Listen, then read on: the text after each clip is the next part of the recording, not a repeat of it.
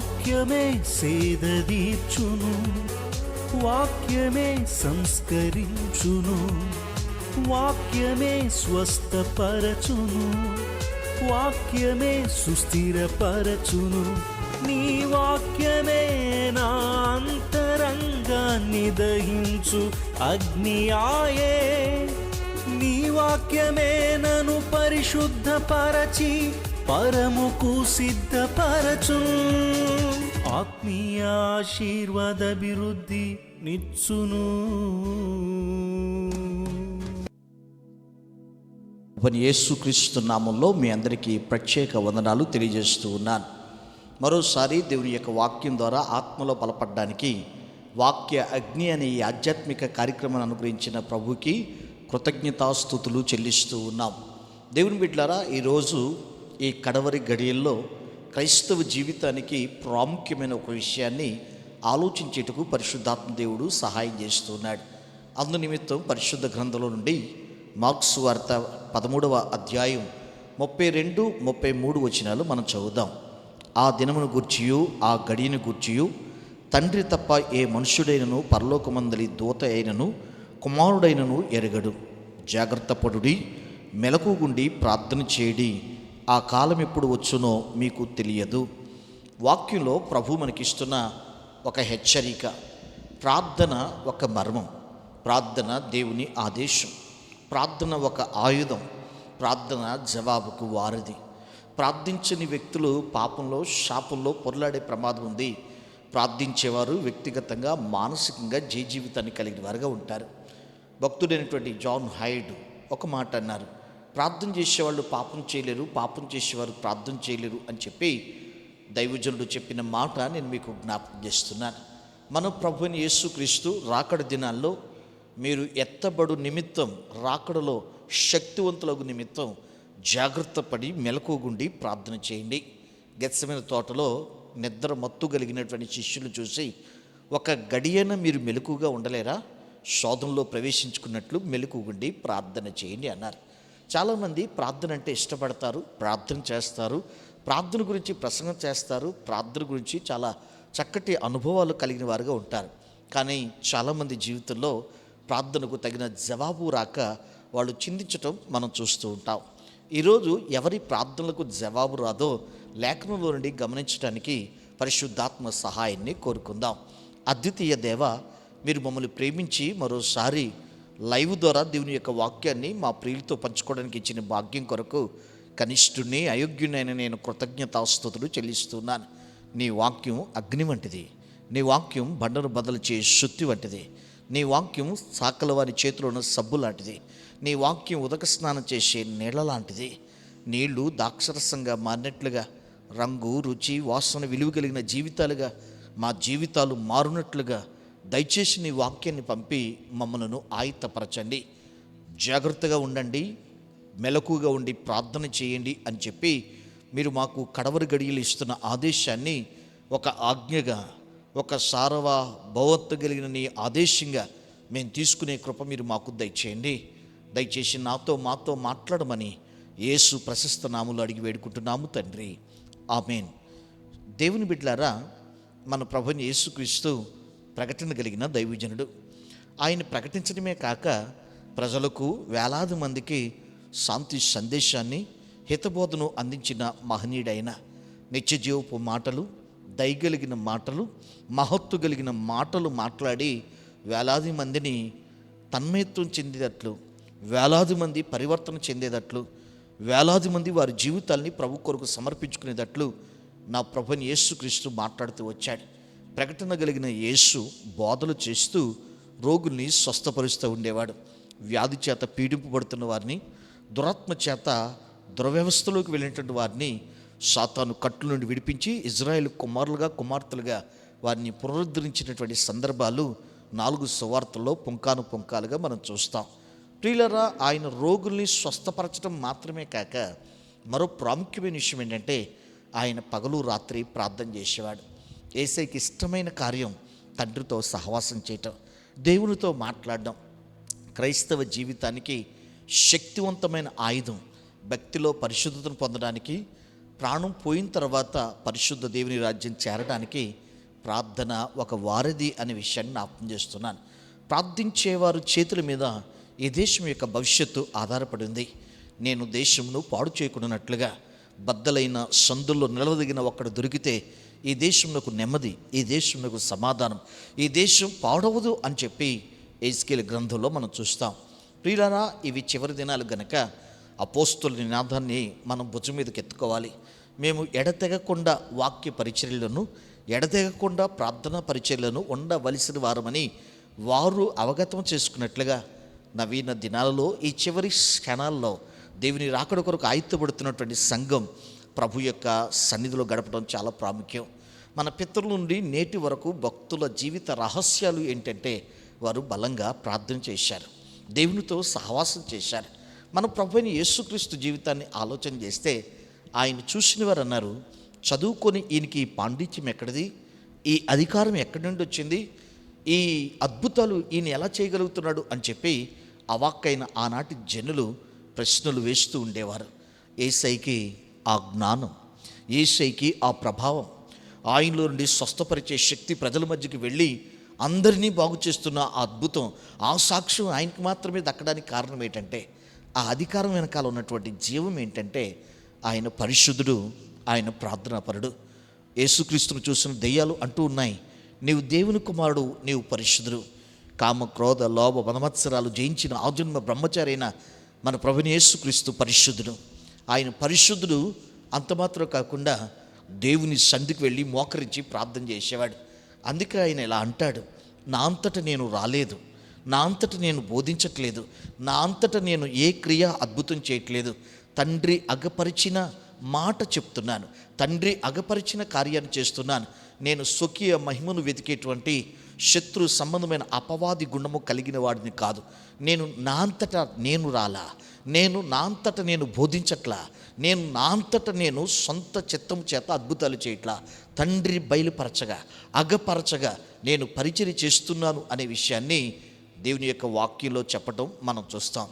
మన ప్రభుని యేసుక్రీస్తు గొప్ప ప్రార్థనాపరుడు. ఆయన పరిచర్యకి ఆధారం ప్రార్థన. దేవుని బిడ్డలారా, ఒకసారి ట్రైన్లో డిజిఎస్ దినకరన్ గారు ప్రయాణం చేస్తూ ఉన్నారు. ఆయన ప్రయాణం చేస్తున్నప్పుడు ఆ ట్రైన్లో ఒక మూలన చిన్న పరదా లాంటిది వేసుకుని మోకరించి ప్రార్థన చేసుకున్న ఒక వ్యక్తిని చూశాడు. డిజిఎస్ దినకరన్ గారికి ఆ విషయం చాలా ఆకర్షణీయంగా అనిపించింది. ఇంతమంది ప్రయాణం చేస్తున్న ఈ ట్రైన్లో ఒక వ్యక్తి వీలైనటువంటి ఒక స్థలాన్ని చూసుకుని మోకరించి ప్రార్థన చేస్తున్నాడు. ప్రార్థన అయిన తర్వాత నేనే అతన్ని పలకరిస్తాను అని ఎదురు చూస్తున్నాడు. అప్పటికి గంట అయింది, ఆయన ఇంకా ప్రార్థన చేస్తున్నాడు. 3 గంటలైంది, ఇంకా ప్రార్థన చేస్తున్నాడు. 6 గంటలైంది, ఇంకా ప్రార్థన చేస్తున్నాడు. స్టేషన్కి వచ్చి, చెన్నై స్టేషన్కి వచ్చి ట్రైను దిగిపోయే పరిస్థితి ఏర్పడుతుంది. అయినా ఆయన ఇంకా ప్రార్థనలో ఉన్నాడు. ట్రైన్ స్టేషన్కి వచ్చిన తర్వాత ఆయన ప్రార్థన నుంచి లేచి ముఖాన్ని శుభ్రం చేసుకుని తన బ్యాగ్ పట్టుకుని దిగిపోతుండగా డిజిఎస్ దినకరన్ గారు పరిగెట్టి ఆ వ్యక్తి దగ్గరికి వెళ్ళి, ఎవరయ్యా నువ్వు? ట్రైన్ ప్రారంభమైన కాడి నుంచి చెన్నై స్టేషన్కి వచ్చేంత వరకు మోకాళ్ళ మీద పెనుగులాడుతూ కన్నీటితో ప్రార్థన చేస్తూ మహారోధన చేశావు, ఎవరు నువ్వు?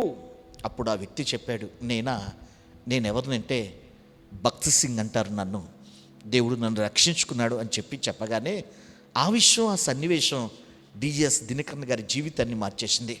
ఆ తర్వాత పరిచర్య కంటే ప్రార్థనకి ఎక్కువ ప్రాధాన్యత ఇచ్చి దినకరన్ గారు రోజుకి 8 గంటలు ప్రార్థన చేస్తూ ఆయన సువార్త ప్రపంచ అంచులకు తీసుకెళ్ళటం ఆయనతో ఉన్న సమకాలికి తెలిసిన విషయం.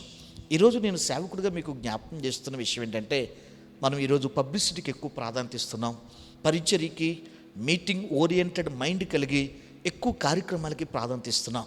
కానీ పరిశుద్ధాత్మ ఆలోచన, ఆయన మేఘారుడే రాబోతున్నాడు, పరిస్థితులు గగ్గోలు పెడుతూ మీరు సిద్ధపడండి అని తెలియజేస్తూ ఉండగా మనం సిద్ధపడడానికి దేవుడు మనకిచ్చిన మాధ్యమం ప్రార్థన అనే విషయాన్ని జ్ఞాపకం చేస్తున్నాను. ప్రియులారా, ఈరోజు ప్రార్థన పరిస్థితులు మార్చగలదు, ప్రార్థన పర్వతాలను తొలగించగలదు, ప్రార్థన నీ జీవితంలో నూతన సకాన్ని, నవజీవనాన్ని ప్రారంభించగలదు అనే విషయాన్ని నేను జ్ఞాపకం చేస్తున్నాను. ప్రార్థన ఒక అద్భుతమైనటువంటి ఆయుధం. ఒక భక్తుడు ప్రార్థన గురించి 5 మాటలు ఇలా చెప్పాడు. మొదటి మాట, ప్రార్థన అంటే దేవుని భారం పంచుకుంటా, దేవుని హృదయాన్ని పంచుకుంటా.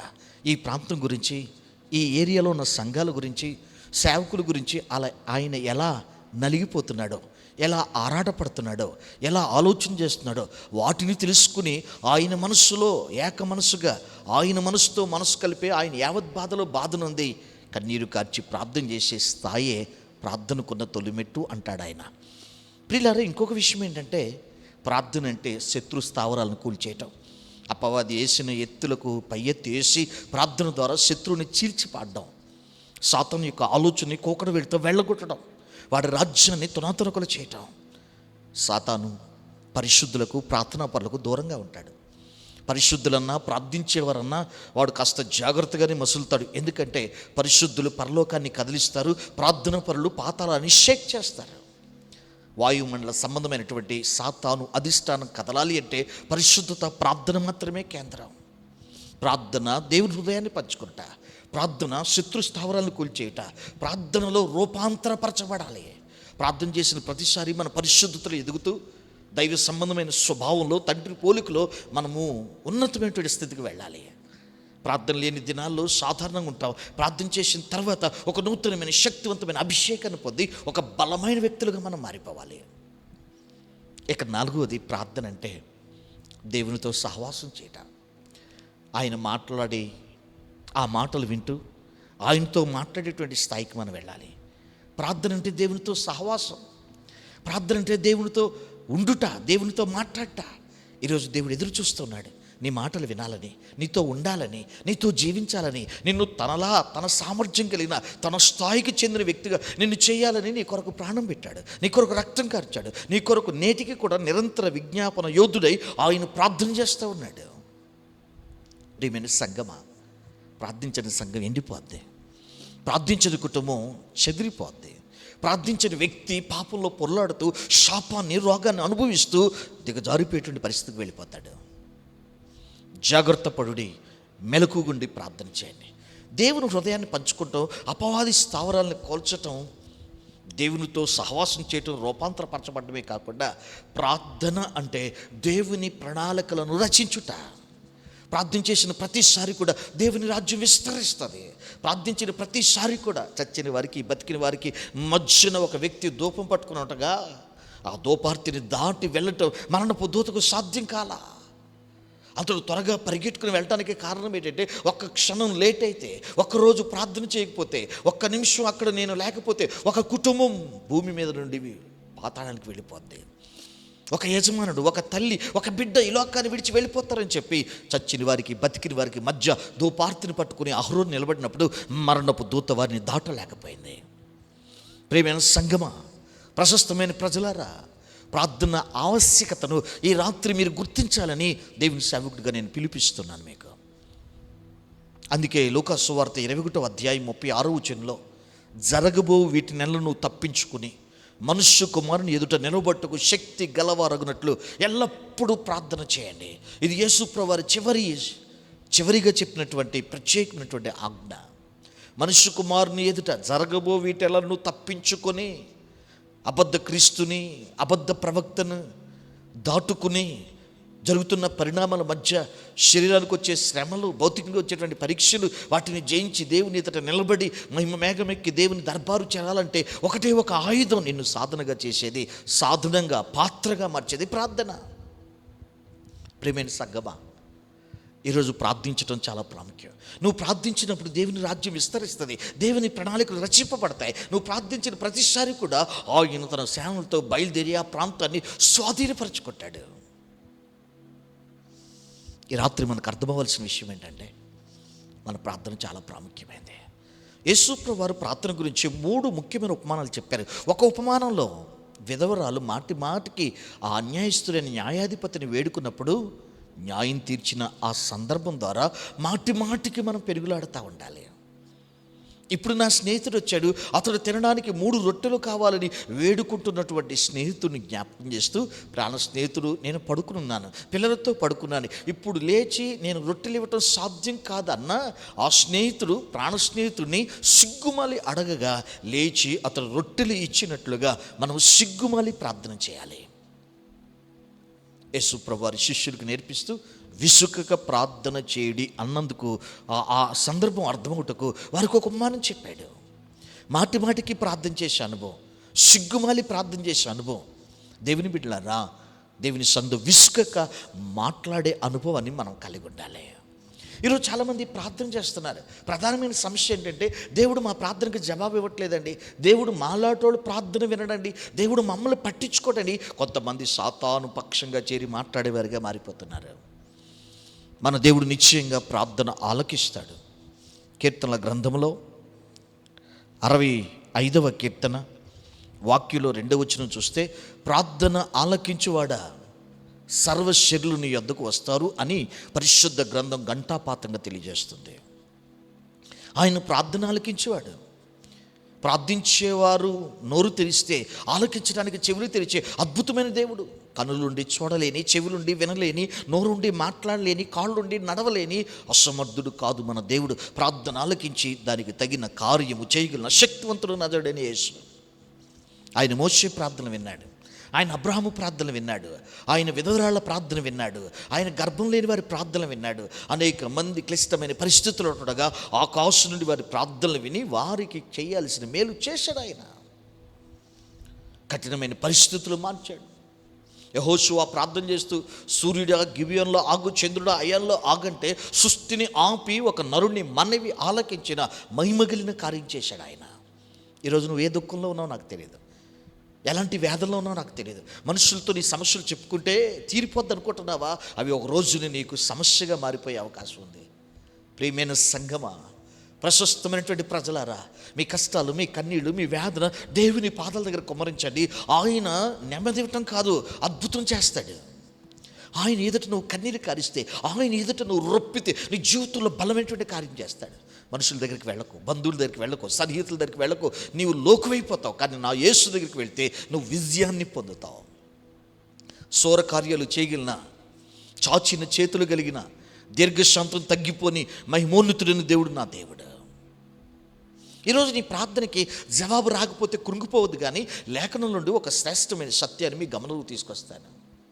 ఇశ్రాయేలు మొర పెడుతున్నప్పుడు, ఇశ్రాయేలు మొర విని వారి నిట్టూర్పు చూచి అబ్రాహాము, ఇస్సాకు, యాకోబులకు చేసిన వాగ్దానాన్ని జ్ఞాపకం చేసుకుని వారిని విమోచించుటకు దిగొచ్చాను మోషే. నేను ప్రార్థన ఆలకించేవాడిని, ఒక వ్యక్తి యొక్క కన్నీళ్లు చూసి దిగి వచ్చేవాడిని, వారికి పితరులకు చేసినటువంటి వాగ్దానాలు జ్ఞాపకం చేసుకుని వారికి జరగాల్సిన న్యాయాన్ని ఆలోచించి నీతి న్యాయాలు అనుసరించి వారికి కార్యం చేయటకు సంచరించుచున్న దేవుడు నేను అని మోషేతో మాట్లాడాడు. ఈ రాత్రి నువ్వు మోకరిస్తే, దేవుని పాదాలు పట్టుకుంటే, దేవుడు బలమైనటువంటి కార్యాలు చేయడానికి సిద్ధంగా ఉన్నాడు. సంఘంలో పరిస్థితులు బాగాలేదా? నీకు నిందలు, అవమానాలు, వేదనలు ఉన్నాయా? ఎంత కష్టపడుతున్నా ఆర్థిక ఇబ్బందులు ఎక్కిరింపచేస్తూ ఉన్నాయా? యెహోవా ఆశీర్వాదం నరుల కష్టం కంటే గొప్పది. ఆయన సన్నిధికి వెళ్ళి మోకరించి ప్రార్థన చేస్తే నీకు కోట్లు ఇస్తాడు అనే గారడీ మాటలు చెప్పలేను, కానీ ఆయన్ని ప్రతి అవసరాన్ని తీరుస్తాడు. నేను నమ్మే ఒక మాట ఏంటంటే, దేవుడు ప్రతి వ్యక్తి యొక్క అవసరాలు తీరుస్తాడు, కానీ కోరికలు తీర్చడం. బియ్యం లేకపోతే తప్పనిసరిగా ఆయన బియ్యం ఇస్తాడు, కానీ బియ్యం లేకపోతే బిర్యానీ కావాలంటావు, అది కోరిక. సైకిల్ లేకపోతే కారు కావాలనుకుంటావు, కోరిక. సైకిల్ లేని వారికి సైకిల్ ఇస్తాడు, బండి అవసరమైన వారికి బండి ఇస్తాడు, కానీ కారు కావాలనుకుంటావు, అది కోరిక. యేసుక్రీస్తు ప్రతి అవసరాన్ని తీర్చే నమ్మదగిన నీతి కలిగిన దేవుడు ఆయన. ఈరోజు నీ ప్రార్థనకి జవాబు రాకపోవడానికి 4 విషయాలు మీ గమనంలోకి నేను తీసుకొస్తాను. మొట్టమొదటిగా యాకోబు పత్రిక 4వ అధ్యాయం 3వ వచనం చూస్తే, యాకోబు పత్రిక 4వ అధ్యాయం 3వ వచనంలో చూస్తే, మీరు అడిగినను భోగముల నిమిత్తం అడుగుచున్నారు గనుక మీకేమీ దొరకట్లేదు అన్న మాట పరిశుద్ధ గ్రంథంలో చూస్తాం. మీరు అడుగుతున్నారు, మీరు పోరాడుతున్నారు, మీరు ప్రయాసపడుతున్నారు, కానీ మీరు మీ జీవితంలో ఎందుకు ఆశీర్వాదం చూడట్లేదంటే మీరు భోగముల నిమిత్తం. ఈరోజు మన ప్రతి అవసరాలు తల్లిదండ్రులే తీర్చాలి, వారు తప్ప వేరొక దిక్కు మనకు లేదు. పిల్లలారా, మీ అవసరాలు తీర్చేది తల్లిదండ్రులే కదా. తల్లిదండ్రులారా, మీ అవసరాలు తీర్చేది ఆ దేవుడే కదా. యెహోషువ పాతు శత్రువును చూసి, మాకు దిక్కు నీవే, ఈ మహాసైన్యాన్ని జయించుటకు మాకు శక్తి చాలదు, మాకున్న దిక్కు, మాకున్న ఆధారం నీవే. అవును ప్రియులారా, ఈరోజు మనకున్న ధైర్యం, మనకున్నటువంటి దమ్ము, మనకున్నటువంటి దిక్కు, మనకున్నటువంటి ఆధారం ఆయనే. యాలా లోయలో గొల్యాతుని నేలమట్టం చేసి దావీదు తల పైకెత్తిన దేవుడు మన దేవుడు. ఈరోజు నువ్వు ప్రార్థన చేస్తే నీ జీవితంలో బలమైన కార్యం చేస్తాడు. నీ ప్రార్థనకు జవాబు రాకపోవడానికి ప్రధానమైన విషయం ఏంటంటే, దైవ చిత్తానుసారమైన అడుగుతున్నావా, మానసిక శారీరక చిత్తానుసారమైన వాటిని అడుగుతున్నావా? దైవ చిత్తానుసారమైన వాటి కొరకు నువ్వు వేగిరపడు. దేవా, ఇది నీ చిత్తమా కాదా? ఈ వివాహం, ఈ ఉద్యోగం, ఈ స్థలం కొనుట, ఈ ఇల్లు కట్టుట, ఈ పరిచయం చేయట నీ చిత్తం కాదా అని ఆయనతో మాట్లాడితే, ఆయన మరియతో మాట్లాడినట్లుగా, యేసు పాదాల దగ్గర కూర్చుని దేవుని బోధ వింటున్న మరియతో దేవుడు మాట్లాడినట్టుగా ఈ రాత్రి నీతో మాట్లాడతాడు. నేను ఆయన సేవకుడికి ఈ మాటలు మీకు చెప్తున్నాను. నీ ప్రార్థనకు జవాబు రాకపోవడానికి ప్రధానమైన సమస్య ఏం కావచ్చు అంటే, నీవు బాగు నిమిత్తం సుఖపడడానికి, లగ్జరీ చేయడానికి, స్టైల్ చేయడానికి, అడావుడు చేయడానికి, ప్రజల మధ్య గొప్పవాడిగా కనబడాలనే ఉద్దేశంతో అడుగుతున్నాయేమో. మనము తగ్గాలి, ఆయన హెచ్చాలి, మనం దాగి ఉండాలి, ఆయన బట్టబయలవ్వాలి. ఆయన మాత్రమే ఆరాధనకు, స్తుతికి, ఘనతకి, మహిమకు యోగ్యుడు. మనందరం అల్పులం ప్రియులారా. ఏముంది మనలో? ఏ నీతి ఉంది మనలో కనబడడానికి? మన గురించి చెప్పుకోవడానికి ఏ పరిశుద్ధత ఉంది? అపరాధం చేతను చచ్చిన వారం, అపరాధం చేతను, దోషం చేతను చచ్చిన వాళ్ళం. మన స్థితి చాలా భయంకరమైనది ప్రియులారా. ఈరోజు మనం ఈ స్థితిలో ఉండి నీతిమంతులుగా ఆయన బైబిల్ పట్టుకుని ఆయన సన్నిధానవర్తులై తండ్రి, అబ్బా అని ప్రార్థన చేయడానికి కారణం ఏంటంటే, ఆయన కార్చిన రక్తం మనల్ని కుమారులుగా చేసి నీతిమంతుల సరసన నిలబెట్టింది. ఈరోజు నీ ప్రార్థనకు జవాబు రాకపోవడానికి నీవు అవసరమైనవి అడుగుతున్నావా? నీ జీవితానికి కావలసిన, నీ పిల్లల భవిష్యత్తు గురించిన వాటిని అడుగుతున్నావా? వారెవరినో చూసి వాళ్ళకున్న కారు, వాళ్ళకున్న బిల్డింగ్, వాళ్ళకున్న స్థాయితో కూడింది కావాలని అడగొద్దు. ప్రభా, నన్ను ఎందుకు పుట్టించావో, నా జీవితంలో ఏం చేయాలని మీరు అనుకుంటున్నారో వాటన్నిటిని అనుమతించండి అంటే, ఆయన ఆకాశ ద్వారాలను విప్పి నీ జీవితంలో బలమైన కార్యం చేస్తాడు. ఆకాశ తూములు విప్పి పట్టజాలను విస్తారమైన కృపాక్షేమం నీకు అనుగ్రహిస్తాడు. ప్రధానమైన కారణం భోగం నిమిత్తం అడగటం. ఇక రెండో విషయం దేవుని యొక్క వాక్యంలో చూస్తే, యెషయా గ్రంథం 59వ అధ్యాయం మొదటి 2 వచనాలు అలా సెలవిస్తూ ఉన్నాయి. యెషయా 59:1-2 చూస్తే, రక్షింప నేర్కొన్నట్లు యెహోవా హస్తము కురచగాలేదు, విన నేర్కొన్నట్లు ఆయన చెవులు మందం కాలేదు. మీ దోషములు మీకును దేవునికి మధ్య అడ్డుగా వచ్చాయి. ఈరోజు నీ ప్రార్థనకి జవాబు రాకపోవడానికి కారణం పాపం చూస్తూ, పాపం చేస్తూ, పాపాన్ని అభ్యాసం చేస్తూ, పాపంలోనే కూరుకుపోతూ, పాప శాపాన్ని అనుభవిస్తూ, రోగభరితమైపోతూ కూడా నాదా సత్యస్వరూపం అంటే ఆయన కనికరించలేడు. ఆయన కనికరిస్తున్న ఆ కనికరం నీకు అందుకోదు. ఆయన మహిమ నీకు కనబడకుండా, నీ ప్రార్థన ఆయన సన్నిధికి చేరకుండా, నీకు నువ్వు దేవునికి మధ్య మహాభయంకరమైన అడ్డుగోడగా నీ పాపము నెట్ట నిలువుగా నిలిచిపోయింది. ఆయన ముఖదర్శనం నీకు దొరకకుండా, నీ ప్రార్థన ఆయన వాకిలి చేరకుండా, నీ పాపం అడ్డుగా ఉండిపోయింది. యోహాను సువార్త 9వ అధ్యాయంలో 30-31 వచనంలో స్వస్థత పొందిన వ్యక్తి కళ్ళు తెరవబడిన తర్వాత అతడు ఏమంటాడో తెలుసా? పాపుల మనవి ఆయన ఆలకించడం నేను ఎరుగుదును. ఆయన పాపి అయితే నా కళ్ళెలా తెరిచాడు? ఇదిగో నేను ఒకప్పుడు గుడ్డివాడిని, ఇప్పుడు చూచుచున్నాను. నా కళ్ళు తెరిచిన వాడు వెర్రివాడైతే, దెయ్యాలు పట్టినవాడైతే, దెయ్యాల అధిపతి అయితే ఆయన నా కళ్ళెలా తెరుస్తాడు? నాకు ఒక విషయం తెలుసు, ఆయన భక్తిహీనుల ప్రార్థన ఆలకించడు, పాపుల మనవి వినడు. ఆయన పాపి కాదు, నన్ను, నా కళ్ళు తెరిచినవాడు, నేను ఆయన చూచుచున్నాను అంటాడు. యథార్థవంతుల ప్రార్థన ఆయనకి ఆనందకరం. పాపంలో ఉంటూ రాజీ పడుతూ దేవుణ్ణి రాజీ పడమంటే నీ జీవితంలో కార్యాలు జరగవు. ఈరోజు దేవునికి విరోధమైన విషయంలో, ప్రభా ఈ బలహీనత నాకుంది, నాకు విడుదల కలగట్లేదు, ఈ బలహీనత నుండి విడుదల పొంది నేను శుద్ధి చేయబడి, శుద్ధీకరింపబడి దైవాశీస్సులు పొందడానికి సహాయం చేయంటే, నీకు సహాయం చేయడానికి వాక్యం ఉంది, నీకు సహాయం చేయడానికి పరిశుద్ధాత్ముడు ఉన్నాడు, నీకు సహాయం చేయడానికి సంఘ కాపరు ఉన్నాడు, నీకు సహాయం చేయడానికి సంఘంలో పెద్దలు, పరిశుద్ధులు ఉన్నారు. నీవు ఓడిపోవాల్సిన అవసరం లేదు. పాపంతో పోరాడి పోరాడి పోరాడి ఇక పాపపు చేతులు చిక్కి ఆ వలలో బానిస్తే ఇక నీవు శత్రు సంబంధమైనటువంటి కార్యాలకి లోనవలసిన అవసరం లేదు. అపవాది విసిరిన పాచికలకు నీ జీవితంలో నష్టపోవాల్సిన అవసరం లేదు. ఏ పాపం నీ జీవితంలో ఉందో ఒకసారి ఆలోచించే. నీవు పాపం మీద పోరాడుతున్నావా? రక్తం కారుమట్టుకు మనం పాపంతో పోరాడి పరిశుద్ధపరచబడి సంపూర్ణకు సాగిపోవాలి. యేసుక్రీస్తు సంపూర్ణతకు సమానమైన సంపూర్ణత గెలివారుగా మనం మారాలి. అందుకే కొలసీలకు రాస్తూ పౌలు అంటాడు, ప్రతి మనుష్యుడిని సంపూర్ణంగా చేయటకు, ప్రతి మనిషికి బోధిస్తున్నాం, ప్రతి మనిషికి బుద్ధి చెప్తున్నాం, ఇదే మా దర్శనం, ఇదే మా పరిచర్య. ప్రియమైన సంగమా, ఆయన మెలకుగుండి ప్రార్థన చేయకపోతే ఆ గడియ మీకు తెలియదు. ఆయన స్వరం మీరు వినలేరు, మీరు విడవబడతారు. మనిషి కుమారుని రాకడలో సమస్తాన్ని తప్పించుకుని ఆయన ఎదుట నిలబొట్టుకు శక్తి గలవారగునట్లు ఎల్లప్పుడూ ప్రార్థన చేస్తూ ఉండండి. అయ్యా మేము ప్రార్థన చేస్తున్నాం, మాకు జవాబు రావట్లేదంటే నీ పాపం. ఈరోజు ఒక యాపిల్కాయ మళ్ళీ మేము చేతితో ఇస్తే కాయ మంచిదే, కానీ చేసి శుభ్రంగా లేదు కనుక మనం తీసుకోగలమా? ఒక మంచి భోజనాన్ని కడగని ప్లేట్లో పెడితే ఆ భోజనం మంచిదే, కానీ కడగని ప్లేట్ను బట్టి ఆ భోజనం మనం తినగలమా? నీ ప్రార్థన శక్తివంతమైందే, కానీ నీ ప్రార్థన పాపపు లోగిళ్ళ నుంచి వస్తుంది. పాపంలో ఉంటూనే ఈ ప్రార్థన అయిన తర్వాత నువ్వేం చూస్తావో, ఏం చేస్తావో, ఎలా జీవిస్తావో ఆయనకు తెలుసు. 24 గంటల్లో గంట ప్రార్థన చూడగలిగిన దేవుడు 23 గంటలు చూడలేడా? ఆయన చూస్తాడు. అన్నీ ఆయనకి తెలుసు కనుక నీ ప్రార్థనకు న్యాయం చేయలేక, నీ పాపాన్ని సమర్థించలేక ఆయన తర్జన భర్జనై కుమిలిపోతున్నాడు. రక్షింప నేర్కున్నట్లు యెహోవా హస్తం కురచ కాలేదు, విన నేర్కున్నట్లు ఆయన చెవులు మందం కాలేదు. గాలియే కానీ వానయే కానీ లేకుండా ఆయన ఈ గుంటలను నీళ్లతో నింపి నీ దాహాన్ని తీర్చగలిగినవాడు. కొద్దివారి చేతనేమి గొప్పవారి చేతనేమి ఆయన యుద్ధంలో విజయం ఇచ్చి నిన్ను విజయోత్సుడుగా చేయడానికి ఆయన సిద్ధంగా ఉన్నాడు. తమ్ముడు, నీ జీవితంలో ఉన్న పాపాన్ని విడిచిపెట్టి మోకాళ్ళ మీదకి రా. నీ కన్నీళ్లు చూసి నీ కన్నీళ్లు దాటిపోని దేవుడు నీ జీవితంలో ఒక బ్రహ్మాండమైన కార్యం చేస్తాడు. నా దేవుడు అద్భుతాలు చేయగలడు.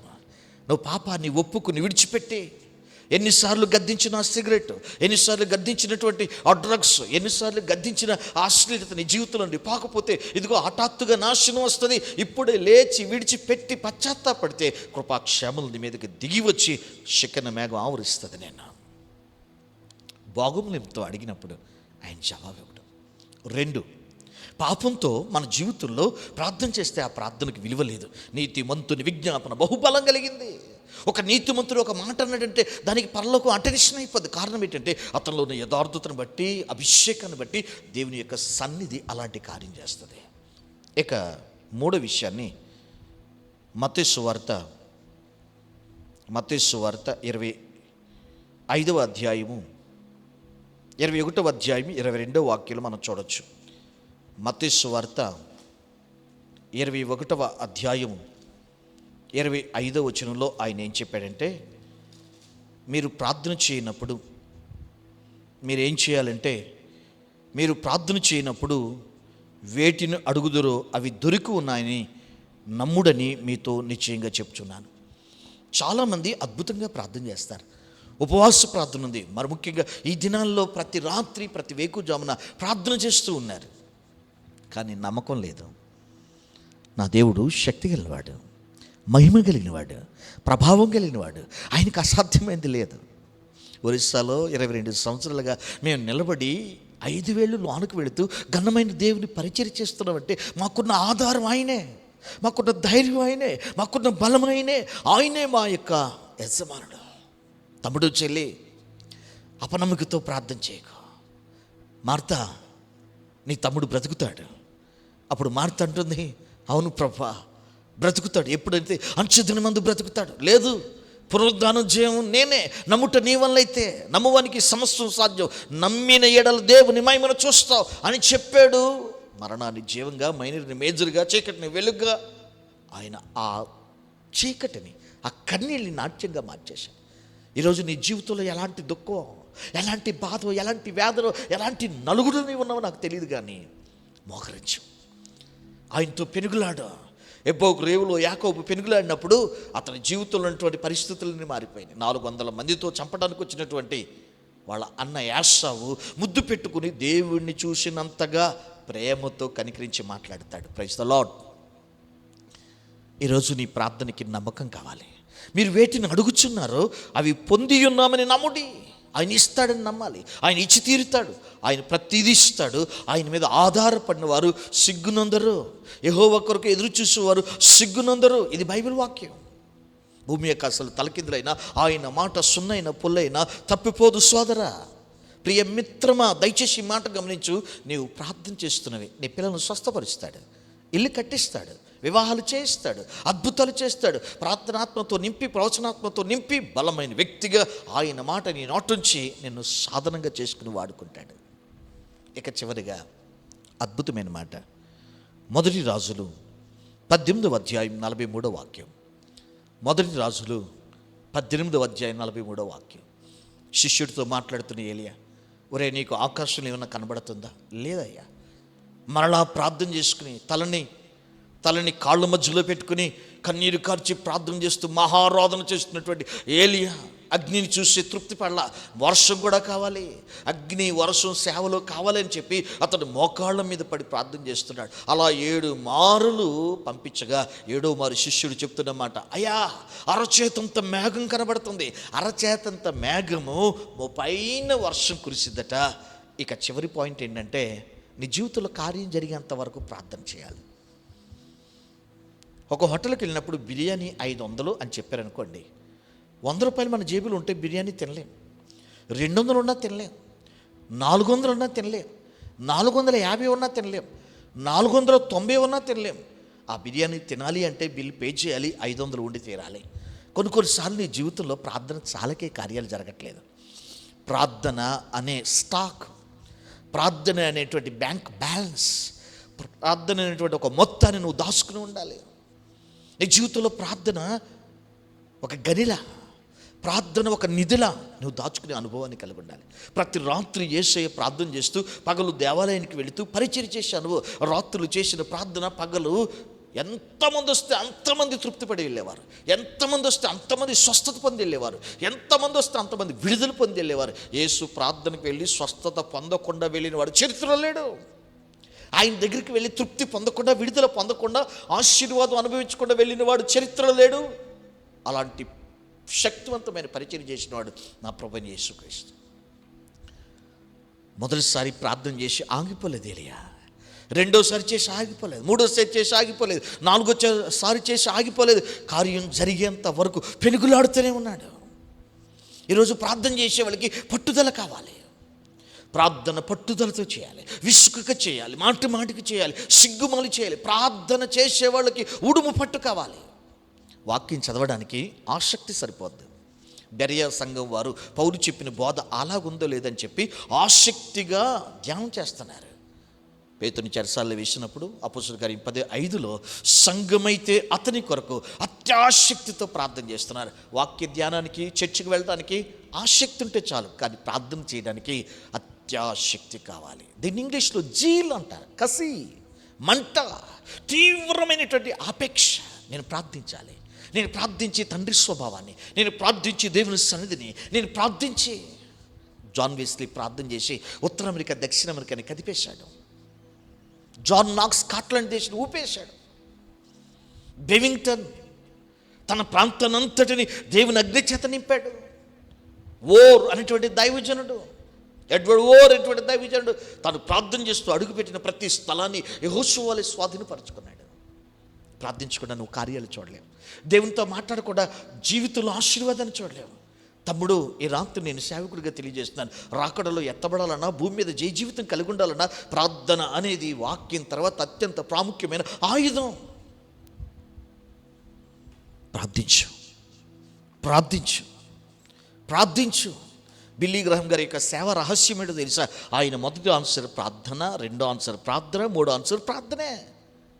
మన పితరులందరూ మనుషుల మీద ఆధారపడి, మనుషులతో సహవాసం చేసి, లేకపోతే ఎక్కడెక్కడో తిరిగి ఘనకార్యాలు చూడలేదు. దేవుని ఘనకార్యాలు నీ జీవితంలో చూడాలంటే ఆయన పాదాలు, సమయోచితమైన సహాయం అందించే ఆ కృపా సన్నిధే మనకి చాలా ప్రాముఖ్యం.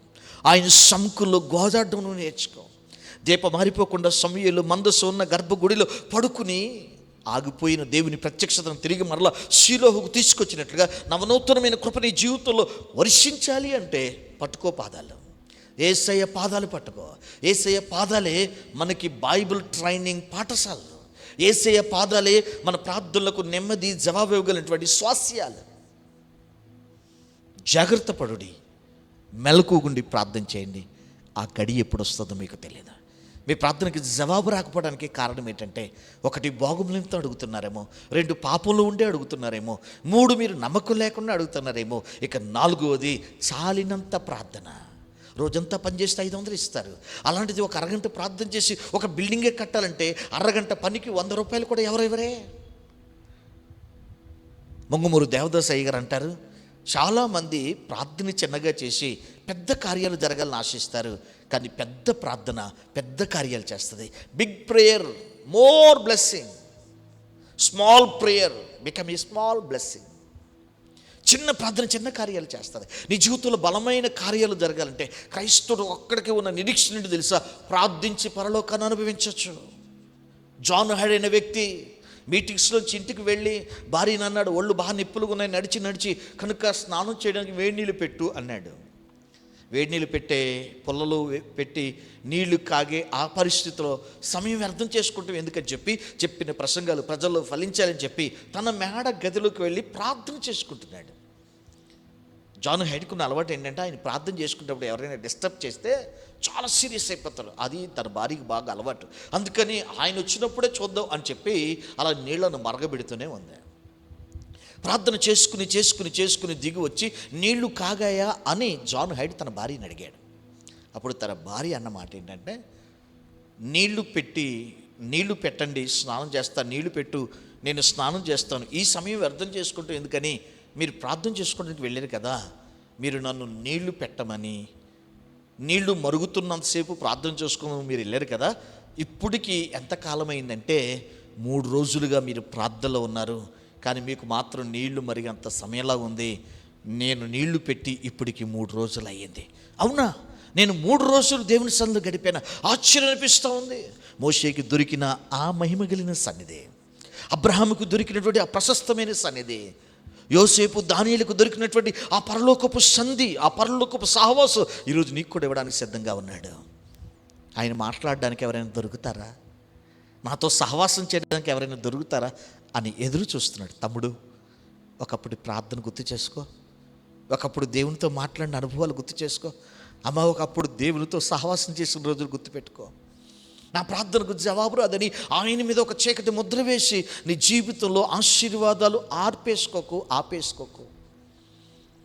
నిన్ను మరలా దర్శించడానికి, నీ జీవితంలో నూతనమైన కార్యాలు చేయడానికి ప్రభు సిద్ధంగా ఉన్నాడు. మీ ప్రార్థన జీవితం బలపడడానికి 3 మాటలు చెప్తారు. మొదటి మాట, లోతైన పరిశుద్ధత లోతైన ప్రార్థనకు తీసుకెళ్తుంది.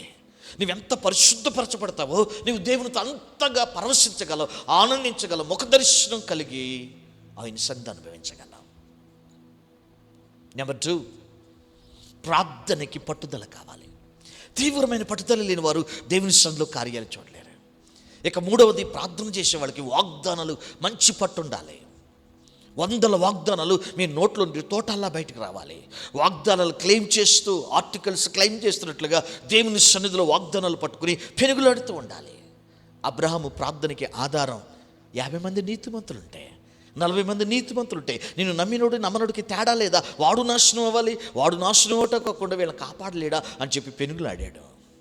మోషే దేవుని సన్నిధికి వెళ్ళి అబ్రాహాము, ఇస్సాకు, యాకోబులకు చేసిన నిబంధన జ్ఞాపకం చేసుకో. వాగ్దానాలు పట్టుకుని మోషే ప్రార్థన చేశాడు. ఈరోజు నీవు నేను దేవుని సన్నిధికి వెళ్ళటానికి మనకి దేవుడిచ్చిన ఆయుధం. అబ్రహాంకి నీతి అయితే, మోషేకి వాగ్దానం అయితే, మనకి ఇవ్వబడింది యేసు రక్తం. యేసు రక్తాన్ని చూస్తే తండ్రి వెలవెల్లాడిపోతాడు. తన కుమారుడు సిలువ గుర్తొస్తుంది, తన కుమారుడు యొక్క త్యాగం గుర్తొస్తుంది, తన కుమారుడు యొక్క గాయాలు గుర్తొస్తాయి. వెంటనే నీ ప్రార్థనకి సీలు వేసి సంతకం పెట్టి పంపిస్తాడు. ఆయన ప్రార్థన ఆలకించేవాడు. నీ జీవితంలో బలమైన కార్యం చేస్తాడు. రండి, నాతో కలిసి ప్రార్థన చేయండి. అతిథేయ దేవా, మీరు మమ్మల్ని ప్రేమించి ఈరోజు మాకు ఇచ్చిన మాట, జాగ్రత్త పడుడి, మెలకుగుండి ప్రార్థన చేయండి. ఆ గడియ కుమారుడికి తెలీదు, ఆ గడియ దేవదూతలకు తెలీదు, కానీ ప్రార్థన చేసే వాళ్ళకి ఆ గడియ అర్థమవుద్ది, ఆ సూచనలు అర్థమవుతాయి, ఆ పరిస్థితులు అర్థమవుతాయని ఒక మర్మ గర్భమైనటువంటి విషయాన్ని మాతో పంచుకున్నారు నాయన. ఈరోజు చాలామంది ప్రార్థన జీవితాన్ని కలిగి లేరు. పేతురు, యోహానులకి ప్రార్థనా కాలం ఉన్నట్లుగా ప్రార్థనా కాలం లేదు. చాలామంది ప్రార్థనకు జవాబు పొందక నిరుత్సాహపడిపోతున్నారు. ఈ మాటలు వారి హృదయంలో పనిచేయటకు పరిశుద్ధాత్మ కార్యం చేయమని నజరేయుడైన యేసు నామములో వేడుకుంటున్నాము తండ్రి, ఆమేన్. తండ్రి అయిన దేవుని ప్రేమ, ప్రభువైన యేసు క్రీస్తు వారి కృప, పరిశుద్ధాత్మ అన్యోన్య సహవాసం మీ జీవితంలో ఒక బలమైన కార్యం చేయను గాక. ఆమేన్.